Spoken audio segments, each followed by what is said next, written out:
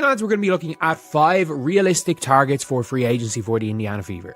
We are working under the assumption that these 3 are coming back. Lexi's coming back. Sophie's coming back.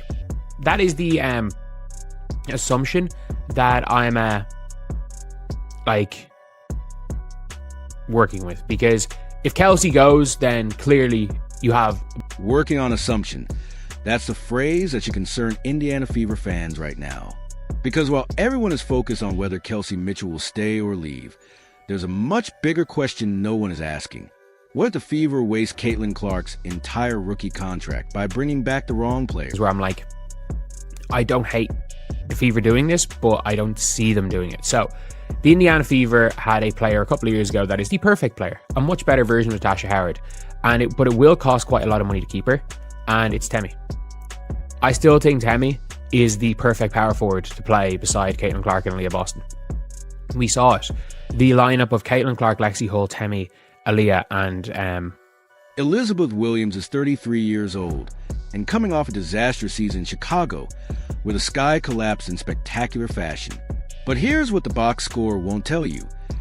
Angel Reese's defensive rating was actually better with Williams on the floor than it was with Camila Cardoso. Williams shot nearly 50% from the field and provided the kind of veteran stability that Chicago desperately needed. So the real question isn't whether she's good enough to be a backup center. She is. The question is whether the Fever can sign her for something close to the minimum after that Chicago meltdown tanked her market value. Because if they can, this could quietly become one of the smartest moves of the entire offseason. Weird feeling if they flame out on their A option. Natasha Howard on a near max contract is coming back, and I don't think you have a championship. I don't think you can win a championship with Natasha Howard starting and Michaela Timpson as her backup. I don't think you can win a championship with that because there are too many games. Natasha Howard is either brilliant or absolutely terrible, and the problem is that Natasha Howard does not play well with Caitlin Clark. So if the Fever are planning on winning with Caitlin... 2 years ago, the lineup of Caitlin Clark, Lexi Hall, Tammy Fagbin, Aaliyah Boston, and Kelsey Mitchell was statistically the best 5-player combination in basketball. Then the Fever let Tammy go. She joined Golden State, refined her jump shot, stayed healthy, and became exactly what Indiana needed at the 4. Now, she's a restricted free agent. The Valkyries face the challenge of keeping their entire core intact on expansion team money, while the Fever have cap space. This isn't complicated math. It just requires the front office to admit they made a mistake letting her walk in the first place. Either of them can slide in. Aaliyah can slide in at the 4 if she gets the 3 ball. Temi can slide in at the 4, obviously. And then Sophie can slide up to the 4. So for me, that's your perfect rotation. Then you've got KK Timpson as a player. I'm absolutely fine with those 5 players sharing the 4-5. But it's going to cost quite a bit to get Temi out of Golden State. I do think in general that Golden State, because they have to keep basically their whole team. Almost their entire team are free agents. So it's not going to be hard to it's going to be hard. It's not going to be easy to... Here's the uncomfortable truth about Natasha Cloud. She doesn't mesh well with Caitlin Clark. The stats don't lie. When they share the floor, spacing breaks down, defensive assignments get muddled, and the offense stalls. Cloud can be brilliant one night and a liability the next, with no way to predict which version will show up. If the Fever is serious about building around Clark, offering Cloud near max money makes no sense. Yet if their pursuit of A-list targets falls short, there's a real chance they bring her back anyway. And that's exactly how championship windows close before they've even fully opened. Had a disaster season for Chicago. An absolute disaster season. But it all depends on whether you believe that this is Beck Allen or whether you believe that the Chicago Sky is a shit show. I think it's the latter.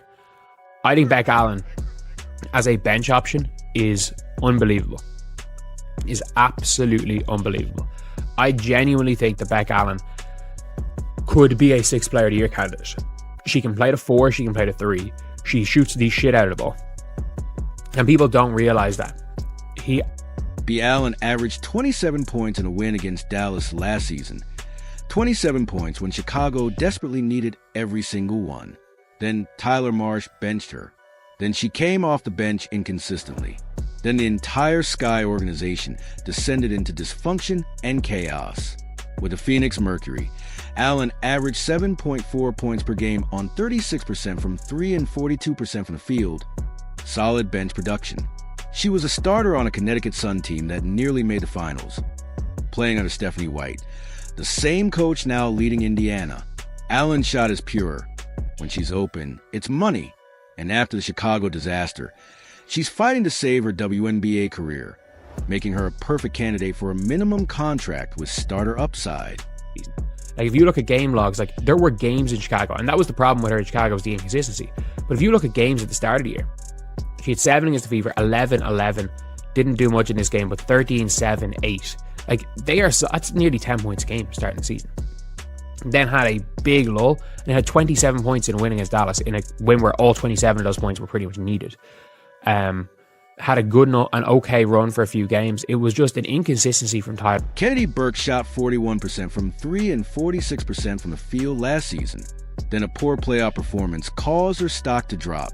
The New York Liberty faced tough roster decisions. They can't keep everyone. Burke could be the player they let go to retain Breanna Stewart and Sabrina Ionescu's supporting cast. She's a 3-and-D wing, a rare archetype in the WNBA. Capable of guarding positions 2 through 4. She's quicker laterally than she appears, and did an exceptional job defending Caitlin Clark in their first matchup. Because of that rough playoff series, the Fever might be able to acquire her at a discount. It's not going to be easy for the New York Liberty to afford to keep their team together. And Kennedy Burke might be one of those players they lose. The likes of Kennedy Burke, Izzy Harrison, they might have to pick and choose. If they want to keep Natasha Cloud, maybe they choose Izzy Harrison and say, you know what, we don't need Kennedy Burke. Kennedy Burke's not going to be cheap, because I do think she brings a lot of value in that 3-and-D role, which is a weirdly uncommon archetype, and it's an archetype that you need. She's a better defender than Beck Allen. I'm not going to say she's a better shooter. She's a better wide open shooter than Beck Allen. Letitia Amahir plays hard. She's a dog, runs hard, crashes a glass, creates havoc. She's not a great shooter yet, but she's a more polished version of Michaela Timpson. Long, versatile defensively, able to switch and hedge, and plays team basketball. The question is whether the Valkyries prioritize her return or focus on other pieces. If the Fever can sign her cheaply, she becomes a utility bench big who can play positions 3 through 5, complement Caitlin Clark, and make her athleticism even more valuable in transition. Here's what the Indiana Fever front office must understand this offseason. Caitlin Clark is on a rookie contract for 3 more years. That's the championship window. A generational talent making below-market money creates cap space to build a contender around her.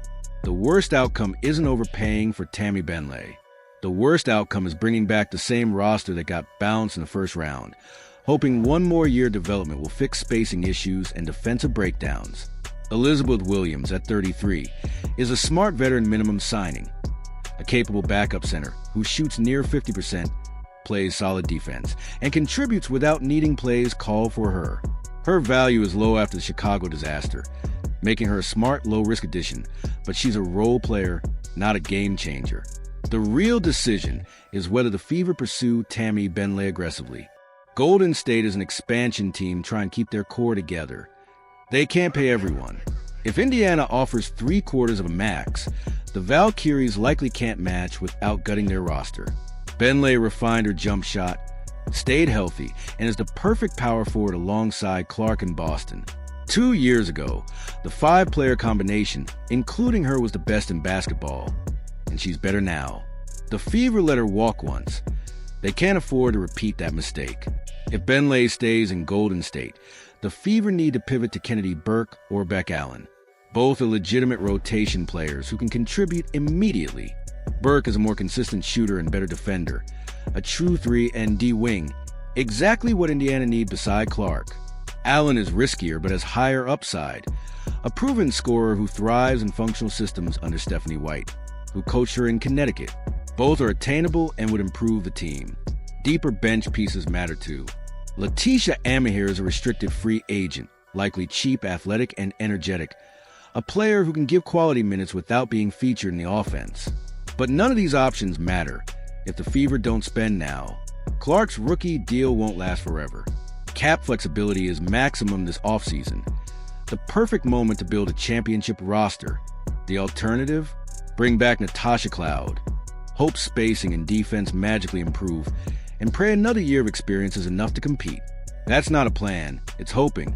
Hope is not a strategy. Championship windows are smaller than most think.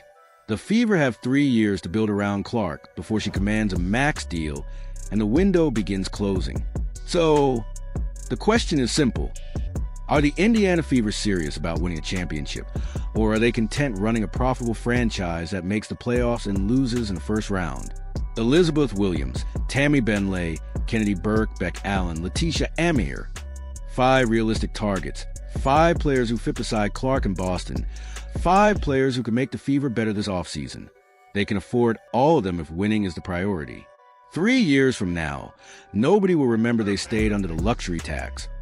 They'll remember whether they won. Which version of the Indiana Fever will show up this offseason? The one that builds a championship roster around a generational talent? Or the one that sticks with Natasha Cloud, prioritizes continuity over fit, and wastes another year of Caitlin Clark's prime? Let me know in the comments what you think the Fever should do.